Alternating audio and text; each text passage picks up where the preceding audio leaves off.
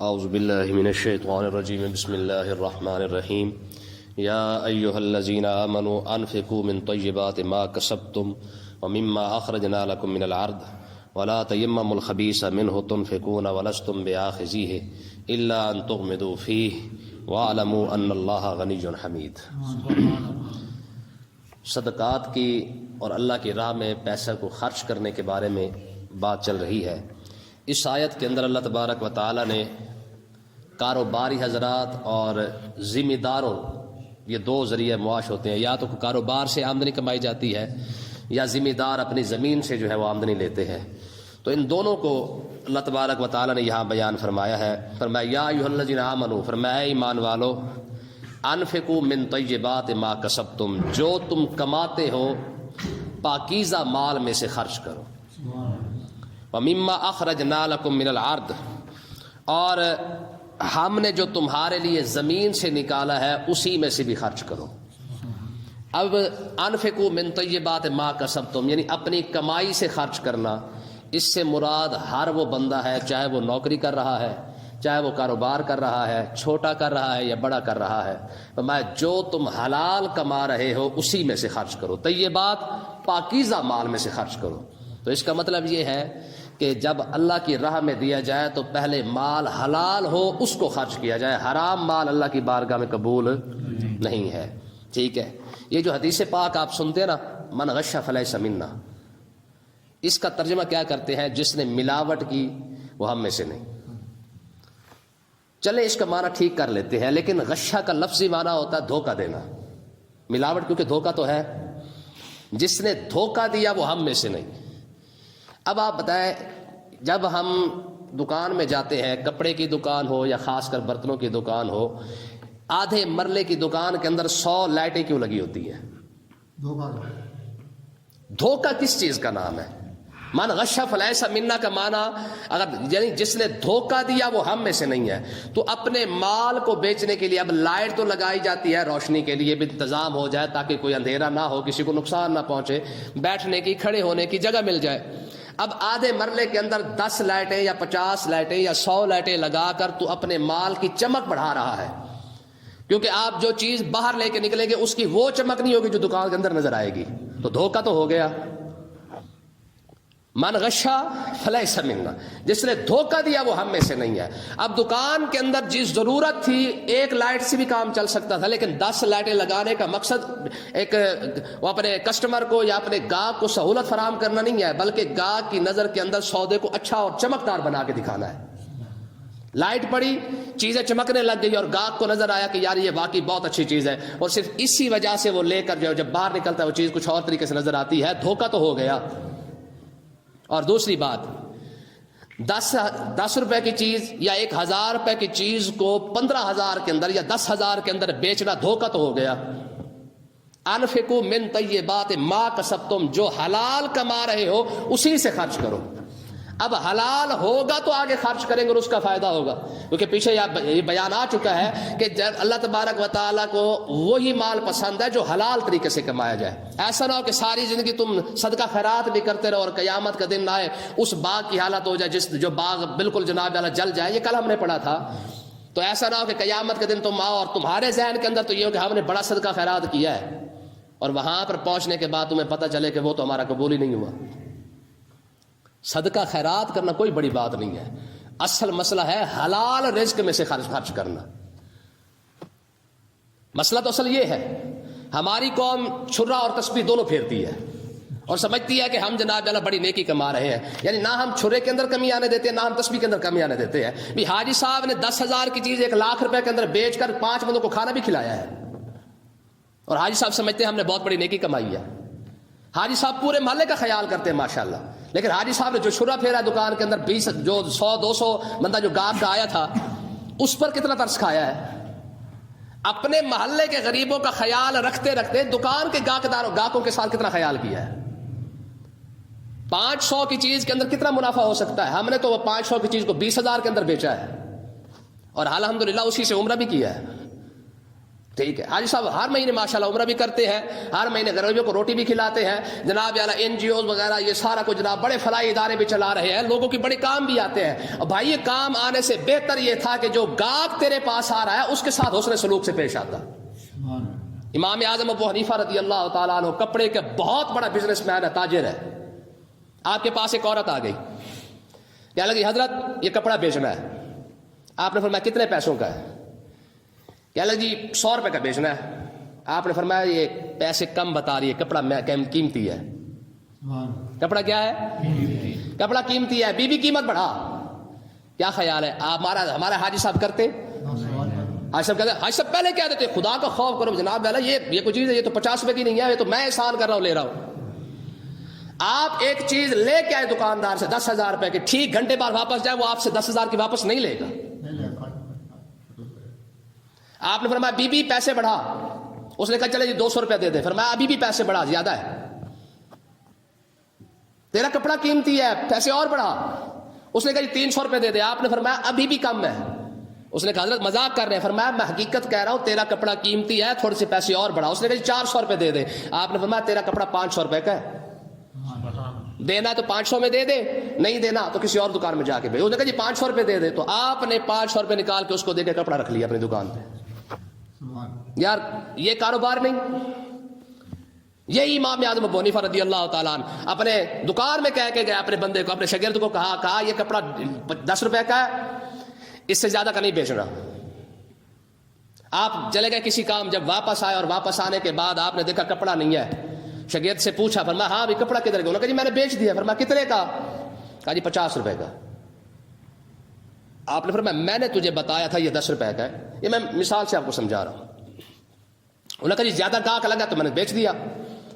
آپ نے وہ جتنے وافر پیسے تھے، یعنی 40 روپے 30 روپے جتنا بھی پیسے وافر لیے تھے، سارے پیسے اٹھائے اور لوگوں سے پتہ کرنا شروع کیا، یار فلاں کپڑے پہننے والا، فلاں نشانی والا بندہ یہاں سے گزرا ہے. انہوں نے کہا یہاں سے گزرا ہے، یہاں سے گزرا ہے. ڈھونڈتے ڈھونڈتے بندہ مدینے کے اندر پہنچا اور امام اعظم ابو حنیفہ کوفہ سے لے کر مدینے تک ڈھونڈتے ڈھونڈتے اس کو پیسے واپس کرنے آئے ہیں. سمجھ آئی نا؟ ہماری قوم روتی پھرتی جی برکت کوئی نہیں ہے. برکت کہاں سے آنی بھائی؟ تو انفقوا من طیبات ما کسبتم، جو کما رہے ہو جو حلال ہے اسی میں سے خرچ کر.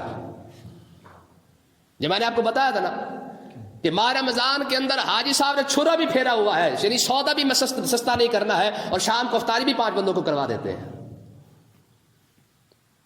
10 روپے کی چیز ماہ رمضان کے اندر سب دکانداروں کو پتا ہوتا ہے، ریڑھی والوں کو پتا ہوتا ہے، سبزی منڈی والوں کو پتا ہوتا ہے کہ یار آج کیونکہ ماہ رمضان ہے، لوگوں نے روزے رکھے ہیں، لوگوں نے افطاری کرنی ہے. بتائیں ایمانداری سے فروٹ مہنگا کیسے ہو جاتا ہے؟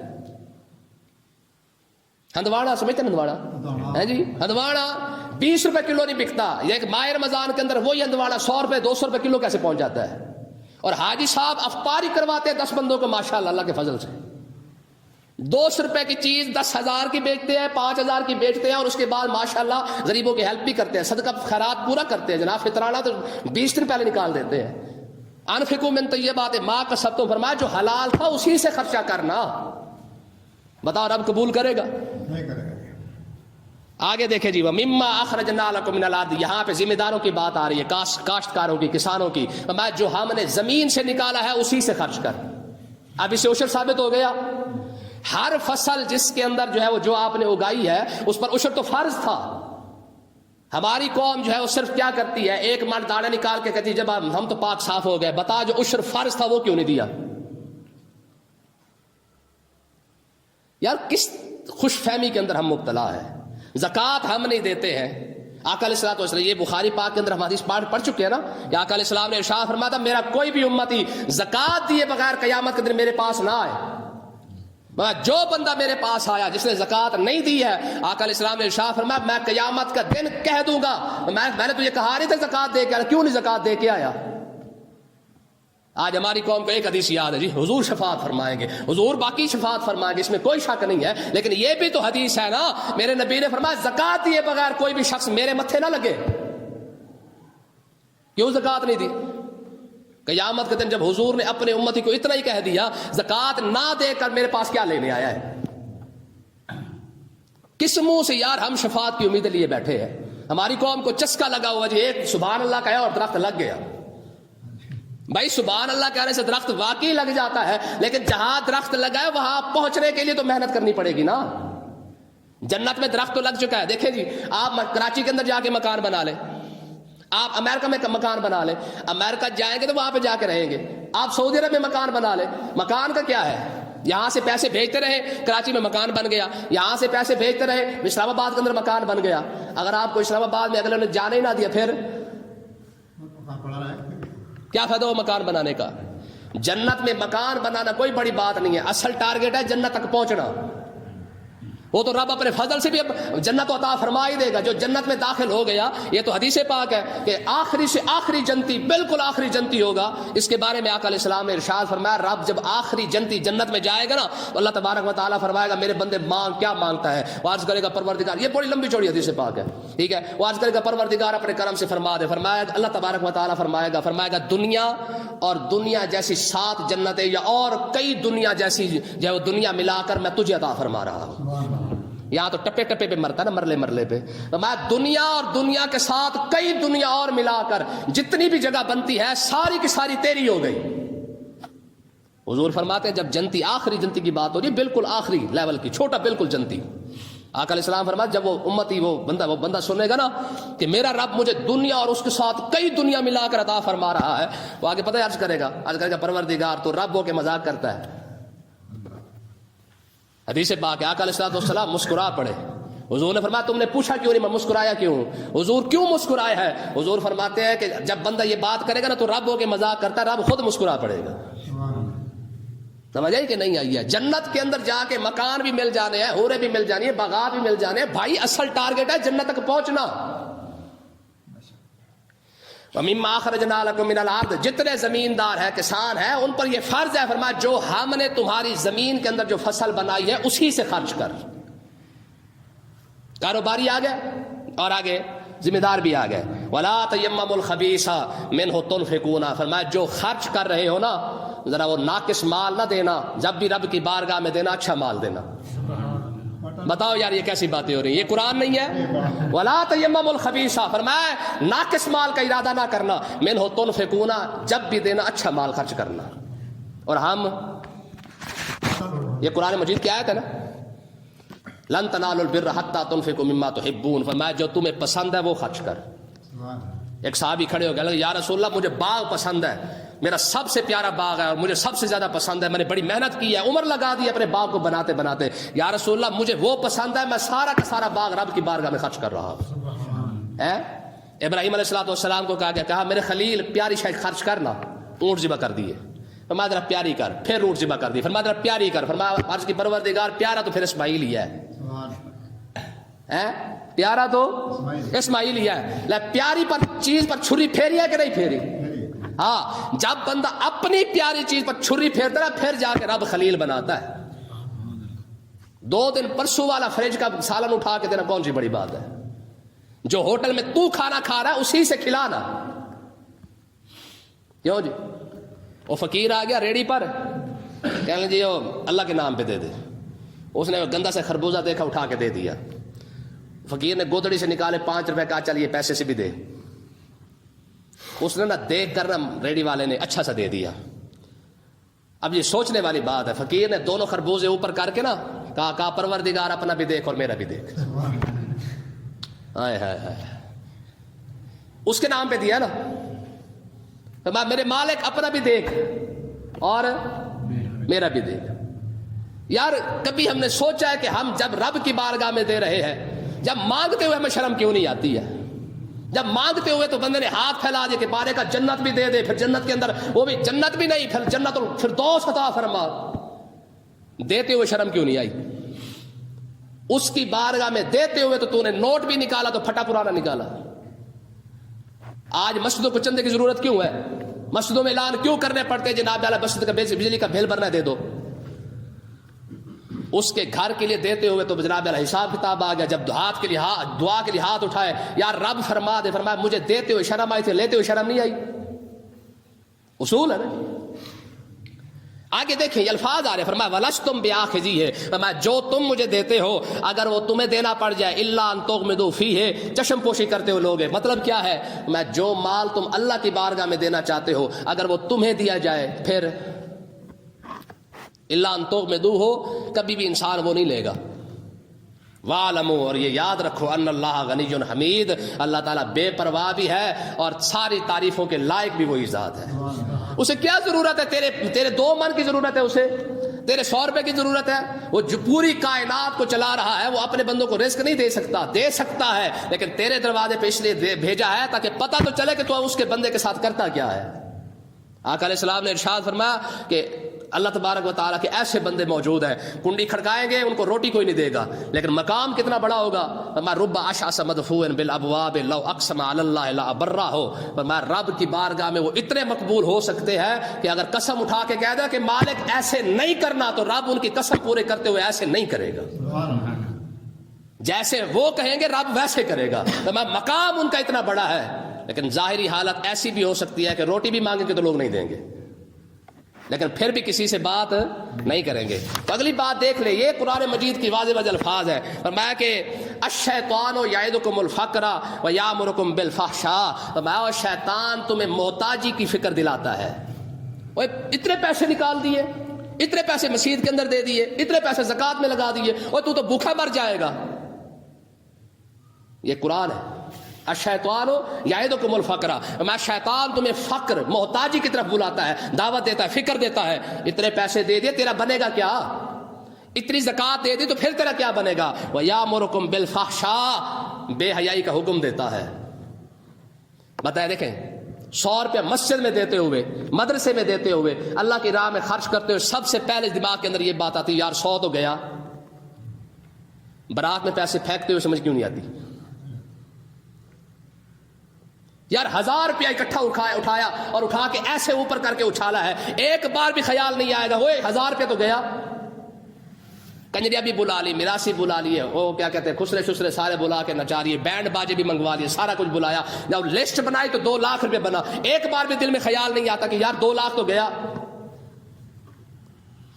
الشیطان یعدکم الفقر، فرمایا جب دین پر کام کرنے لگیں گے، دین کی راہ میں پیسے دینے لگیں گے، شیطان سب سے پہلے تمہاری دماغ میں یہ بات ڈالے گا، اوے تو مر جائے گا، بھوکا مر جائے گا، اگر اس طرح خرچ کرتا رہا تو بھوکا مر جائے گا۔ وَيَأْمُرُكُم بِالْفَحْشَاءِ، لیکن جب بے حیائی کی طرف خرچ کرو گے شیطان کبھی بھی نہیں کہے گا کہ جناب تو بھوکا مر جائے گا۔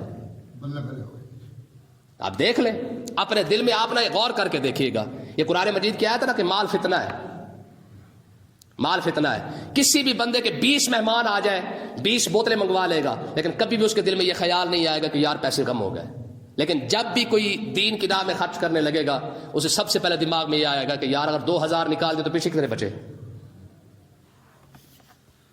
یہ وسوسہ شیطان ڈالتا ہے بندے کے دل میں کہ بھئی پیسے تو ختم ہو گئے تیرے۔ فرمایا اللہ تبارک و تعالیٰ کیا فرماتا ہے؟ فرمایا واللہ یعدکم مغفرۃ منہ وفضلا، فرمایا شیطان تمہیں محتاجی کی سوچ تیری بناتا ہے، تیری بے حیائی کی طرف لے جاتا ہے۔ واللہ یعدکم، تیرا رب تجھ سے وعدہ کر رہا ہے، مغفرۃ منہ وفضلا، وہ تمہیں بخش بھی دے گا، تمہارے پر فضل بھی فرما دے گا۔ تو اللہ کی راہ میں خرچ کر کے دے گی، یہ رب کا وعدہ ہے، تجھے بخش بھی دے گا، اور فضل سے مراد کیا ہے؟ میں تجھے وسعت بھی عطا فرما دے گا۔ واللہ واسع علیم، کیونکہ اللہ تعالیٰ وسعت والا جو ہے، علم والا ہے۔ تو خرچ کر کے دیکھ، ایک شیطان کا وعدہ ہے کہ وہ تجھے اس طرح سوچ یہ بناتا ہے، دوسرا تیرے ساتھ رب کا وعدہ ہے کہ تو خرچ کر، تجھے بخشش بھی مل جائے گی اور تجھے اللہ کا فضل بھی مل جائے گا۔ ہے بڑی بڑی کوٹھیوں پر لکھا ھذا من فضل ربی، لکھا ہوتا ہے کہ نہیں لکھا ہوتا؟ اگر حلال سے لکھا ہے تو واقعی ھذا من فضل ربی ہے، ٹھیک ہے۔ اگر حاجی صاحب نے لکھوایا ہے تو پھر اللہ تعالیٰ سمجھنے کی توفیق عطا فرمائے۔